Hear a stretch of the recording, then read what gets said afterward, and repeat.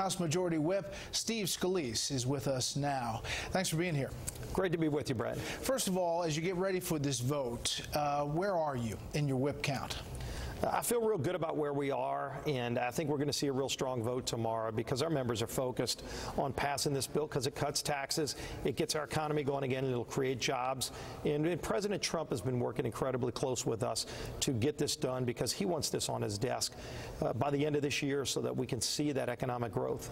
All right, I know we're going to get into a little bit of the weeds here. You have the top 10% of earners pay 70% of all the taxes.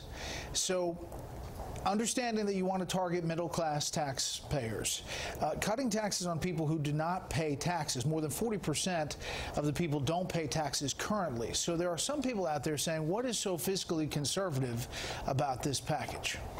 Well, first, what's fiscally conservative is that you're putting more money back in the pockets of families. And I feel much more confident what they'll do with it than Washington. But if you look, they're still going to be paying payroll taxes, Social Security taxes.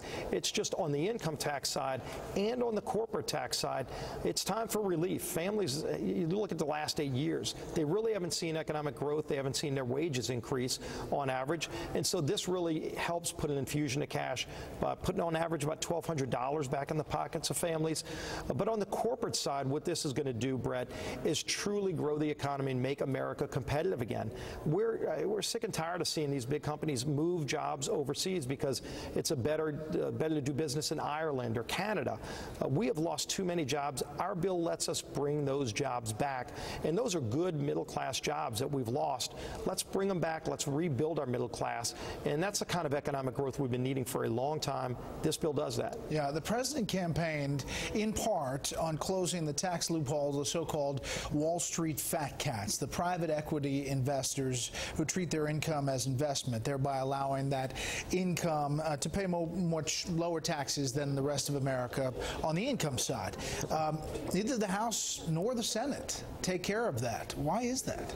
Well, Brett, in our bill, we do close a number of special interest loopholes. In fact, that's one of the reasons we're able to lower rates across the board. It's one of the reasons we're able to get a corporate rate that's going to be the envy of the world. But not that because one. We close a lot of those loopholes. Look, there's still a lot of time to have more discussions about other things to include in this bill. But there's some really important reforms that are being made. And by the way, what we're doing on simplifying the code, Brett, under our bill now, over 90% of Americans will be able to do their taxes on a postcard.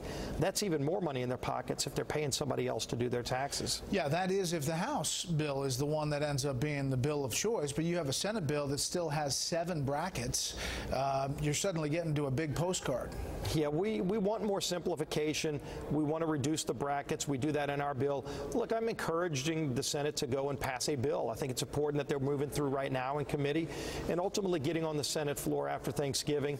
Hopefully they get their bill out not long after Thanksgiving so that we can actually go to a conference committee and resolve the differences between the House and Senate and get a bill on President Trump's desk by the end of this year that lowers taxes and creates jobs and gets our economy moving again. Okay, obviously there's some split within the Democratic Party, within the Republican Party, but here's how the House Democrats are reacting to all this.